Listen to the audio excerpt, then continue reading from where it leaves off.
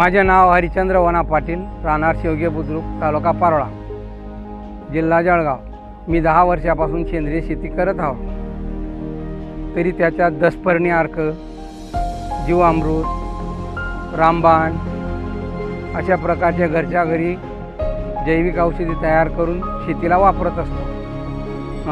S9 depot, माझ्याकडे गावरानी गाई आहेत, त्यांचे S9 डेपो लावून रासायनिक खताऐवजी त्या डेपोचे खत लावतो।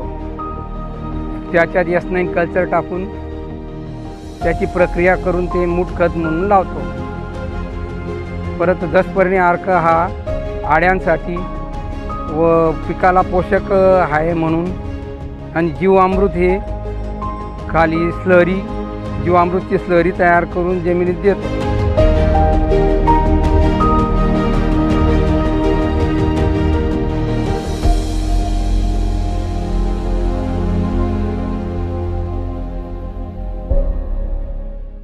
आपल्याला जीवामृत कसं तयार करायचे ही माहिती सांगणार आहे। जीवामृतसाठी 2 किलो डाळीचं पीठ, 10 लिटर गोमूत्र, 10 किलो गावरानी गाईचं शेण आणि त्याच्या ट्रायकोडर्मा असे मिश्रण तयार करून 200 लिटरच्या पाण्यात 200 लिटरच्या टाकीत पाणी करायचं आहे त्याचं। ते झाल्यानंतर 5-7 दिवस त्याला उलटं सीधं घोटून रोज 2 वेळा त्याला हलवायचे। ते हलवणं झाल्यानंतर 7-8 दिवसांनी ते आपले जीवामृत देण्यासाठी तयार होते।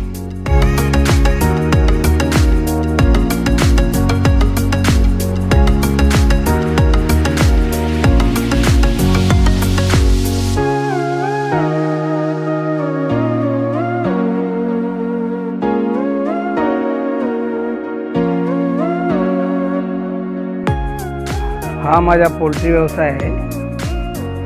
शेती करत असताना असं वाटायचं की आपल्याला शेती व्यवसायातून एवढं उत्पन्न मिळत नाही, म्हणून काहीतरी साईड बिझनेस करायचा म्हणून ठरवलं। त्यानंतर असं डोक्यात आलं की आपण काहीतरी पोल्ट्री व्यवसाय म्हणून करायचा बुवा, शेतीला जोडधंदा म्हणून मी 2017 साली एक पोल्ट्री व्यवसाय चालू केला। तिथं सुरुवातीला 3000 पक्षी टाकले। त्यानंतर हळूहळू त्याच्यात 5000 पक्ष्यांचे पोल्ट्री उभा केला। ते 5000 पक्ष्यांच्या पोल्ट्री उभा करत असताना त्याच्यात चांगलं उत्पन्न मिळायला लागलं, म्हणून बाजूला नवीन दुसऱ्या पोल्ट्रीचं काम चालू केलं आहे। अशा पद्धतीने या पोल्ट्रीचे उत्पादन काढून नवीन पोल्ट्रीला अजून सुरुवात केली आहे।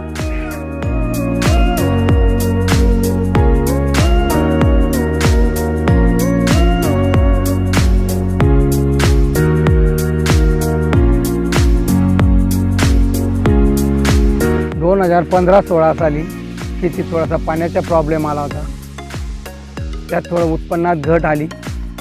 घट आल्यानंतर डोक्यात विचार आला, कृषी ऑफिसकडून, तालुका कृषी ऑफिसकडून काहीतरी शेततळे मंजूर होते व 100% अनुदानावर। मी तिथं कागदपत्र देऊन शेततळं मंजूर केलं। शेततळं मंजूर झाल्यानंतर ते कंप्लीट झाल्यानंतर ते 35 बाय 40 मीटर असं शेततळं तयार केलं। त्याच्यात पाणी भरलं व माझ्या पुढच्या 2 वर्षात त्या शेततळ्याच्या पाण्यावर मला उपयोग झाला। घरची विहीर आहे, त्या विहिरीला थोडं पाणी करून ती भरत राहिलं व ते उन्हाळ्यात मला कामात आलं। त्यानंतर त्याच्यात मत्स्य बीज सोडले व त्या माशांपासून सुद्धा मला उत्पन्न मिळालं। असं शेततळं झालं।